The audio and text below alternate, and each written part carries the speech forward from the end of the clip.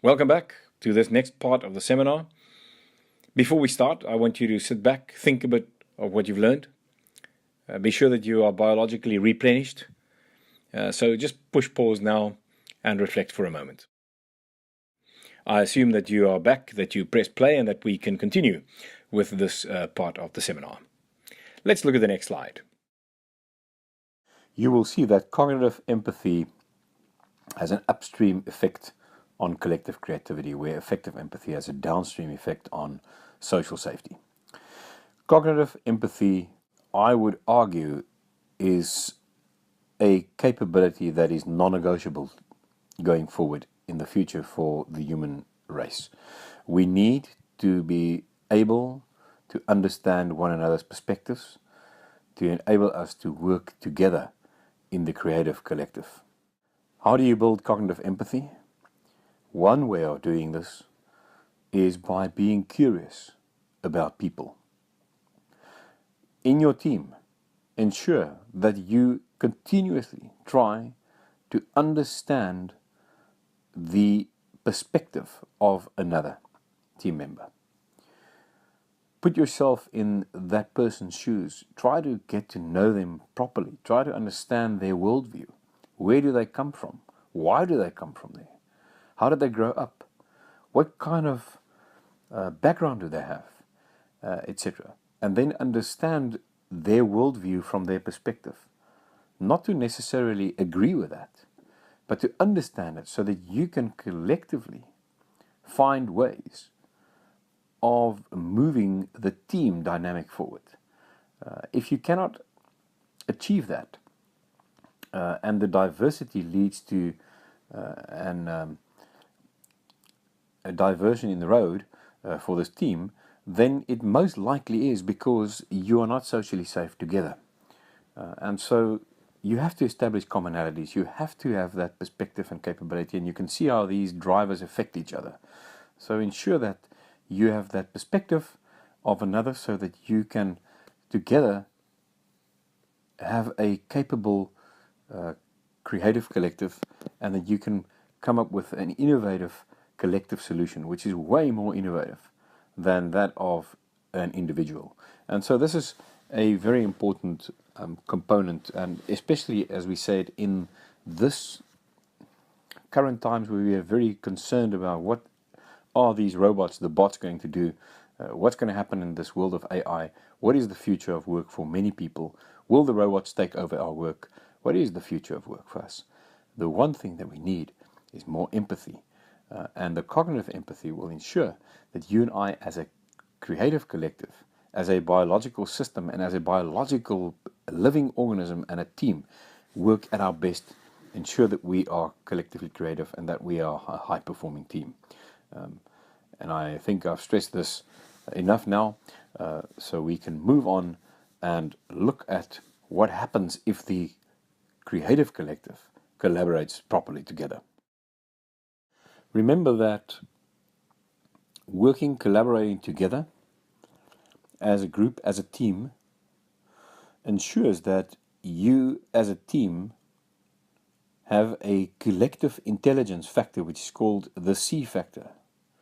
And the C factor always trumps the highest individual intelligence in the group, provided that you have this empathetic team, that everybody has the same equal turn-taking opportunity, that everybody can speak freely, and that there's a diversity in your team, that there's a diversity of gender, a diversity of cultures, and a diversity of fields and perspectives.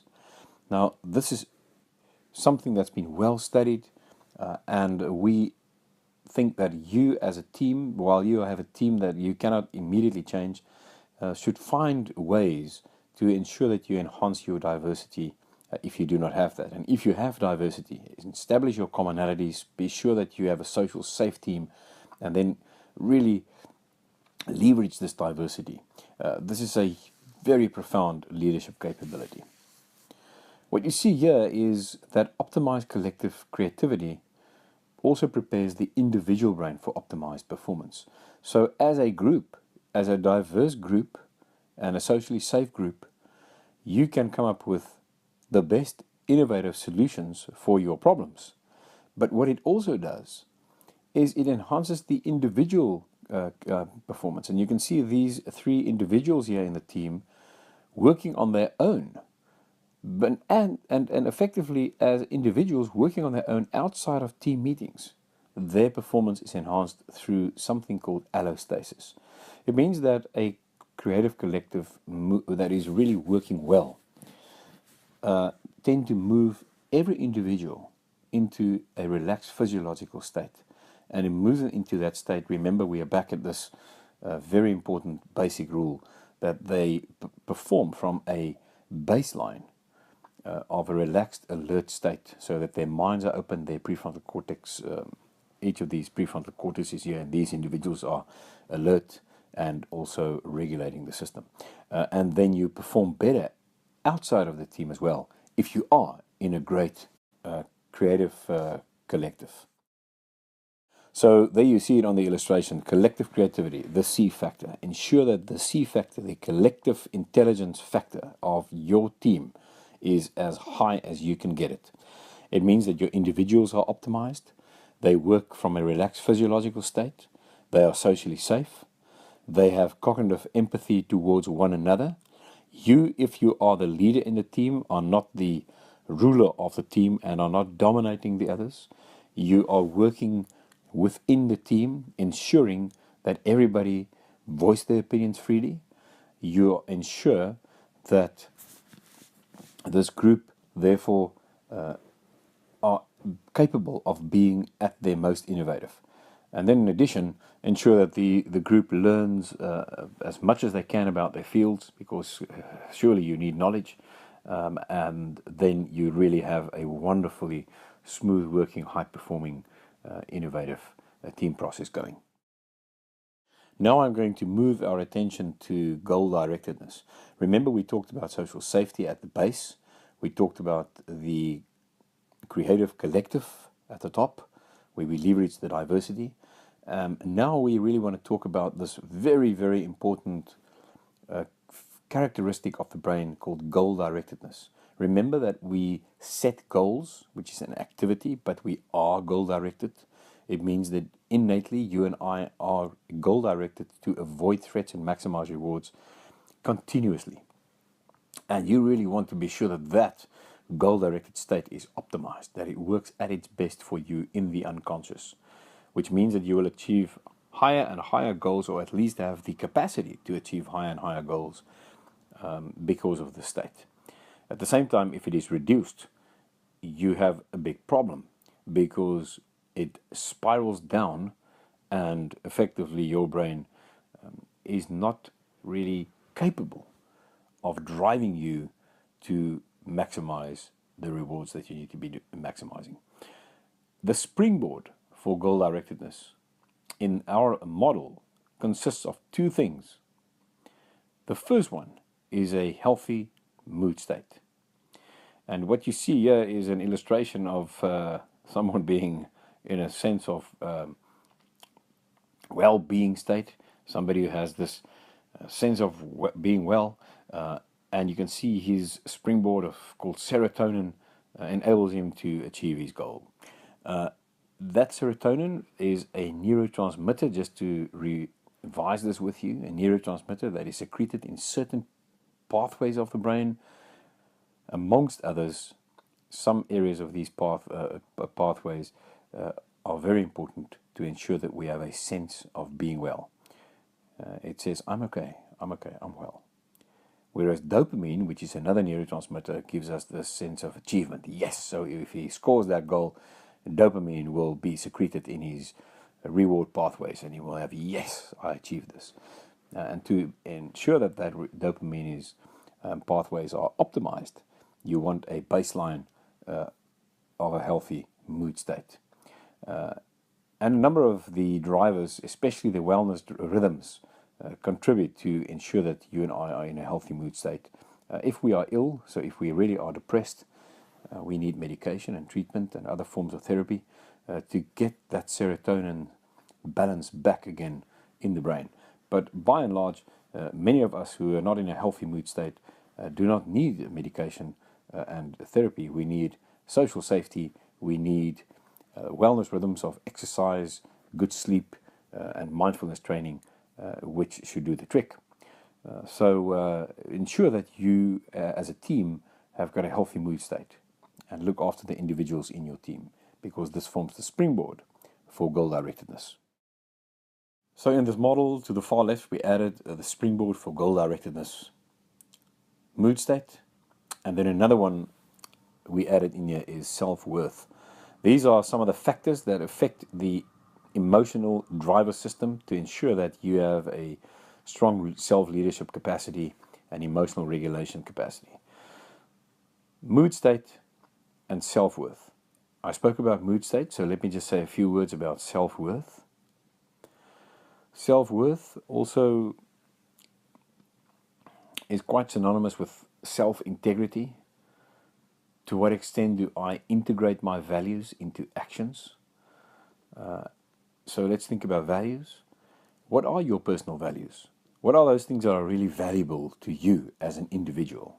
And let's not think about the permission to play values, which we call in them honesty, and people talk about integrity, and they talk about a number of things that you need to have. We call that permission to play values. And if you think about your personal values, can be quite unique to you as an individual. For instance, maybe fitness is a value to you. Maybe to be tidy is a value, or to always be on time is a value. Or the way you communicate, your responsivity, how quickly do you respond to people's emails, etc., might be a value to you, and so on and so forth.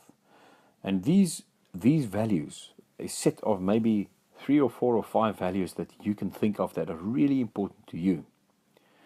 The way in which you action those values determine your self-integrity, because integrity refers to integration. It means that we integrate our values into actions. If you integrate your values into actions on a daily basis, you will have high self-integrity because you integrated those values into actions.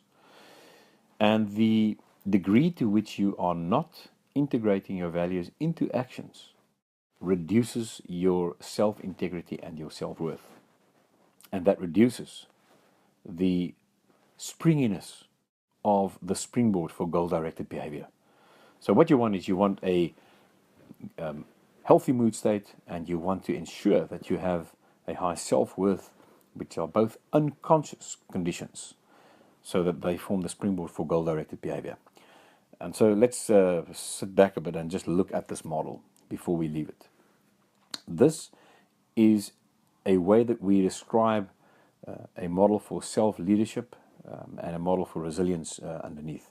So resilience and self-leadership, coming from the model of brain performance, enables us to just get some perspective on what are the drivers and the components within the Neurozone system that are so important to ensure that we build resilience, that we build self-leadership capabilities, that we ensure that we are emotionally regulated. And in the next Brain Performance seminar, I'm going to talk about problem solving, which really relates to this problem solving machine, which starts with learning and building knowledge and using that knowledge in sensible ways, in optimized ways to give us a very innovative capacity so that we can really solve our problems in the most innovative ways as individuals and also as teams. But this forms, if you may, the platform on which we're going to build our problem-solving machine. So you need the resilience and the self-leadership capacity. And these are drivers that you see here, and there are factors, or what we call constructs, that describe some of the drivers on the top. They are all very important to ensure that you are resilient and that you have a strong emotional regulatory system. So back to the beginning, what you could expect to learn in this session. Let's just go through this and ensure that we have covered them all. Self-leadership enables us to apply our personal resources and those of the group for optimum goal achievement. We are innately goal-directed. Remember, we set goals and we are goal-directed. And it's one of those main pillars, the 3 pillars of this whole idea of self-leadership and emotional regulation. Self-worth and a sense of well-being form a springboard for goal achievement and should be cultivated. We talk about that quite a bit. And then it always takes place within the context of social safety. We need to be socially safe. We need to establish the commonalities to be sure that we are safe and that we have trust, which is bonding, and that we have belonging, identity, and meaningful contribution, and a sense of that, and ensure that that's all in place. Effective empathy also enhances social safety, and then cognitive empathy forms the glue of collective creativity. And talking about collective creativity completes an important axis together with social safety and goal directedness to provide the emotional regulation essential for high performance individuals and for high performance teams. I hope this makes sense to you. I really gained so much from learning how these important words and terms that are used quite regularly today. When you think about empathy, you think about the collaborative, you think about collaboration, you think about the network, you think about trust, and so on, and how they so sensibly can be put together on a model when you look at how the brain performs for us to ensure that we as individuals and within groups survive and thrive in life. And I hope this did the same for you. This brings us to the end of this brain performance seminar. Remember, we covered resilience, we covered self-leadership or emotional regulation, and in the final seminar, I'm going to look at the problem-solving brain and how the brain solves problems for us once we have a platform of wellness rhythms in place, the foundational drivers of the performing brain, and we also have a strong backbone of emotional regulation that supports us to now perform at our best.